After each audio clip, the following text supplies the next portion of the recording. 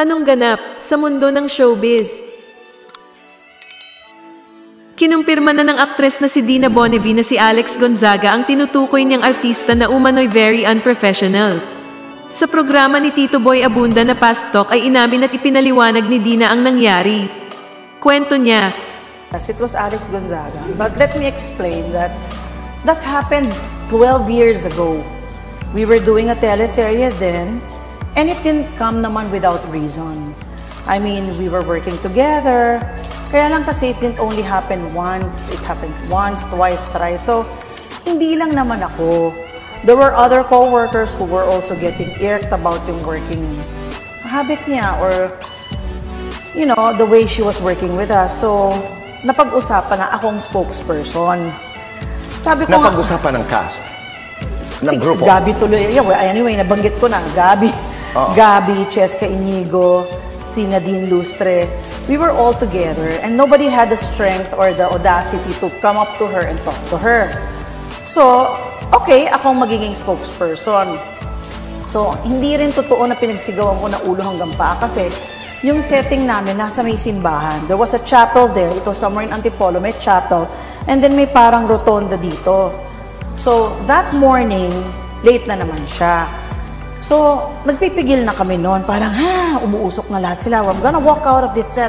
If you don't tell her off, ganyan, you better tell her off, di ko na kaya, ganyan. So, ako ba? O sige, ako lang naman ang may lakas ng loob. So anyway, wala pa akong sinabi, ganyan. Hanggang sa lunch break, umalis na naman siya. Pag alis niya, pagbalik niya, basa yung buhok, walang makeup. So we had to wait na naman for another 3 hours bago makapag-take. Syempre, kumukulo na yung dugo ng lahat. Ako naman, sabi ko, kasi may eksena siya, dapat iiyak siya. Parang mami niya ako nun, hindi siya makaiyak.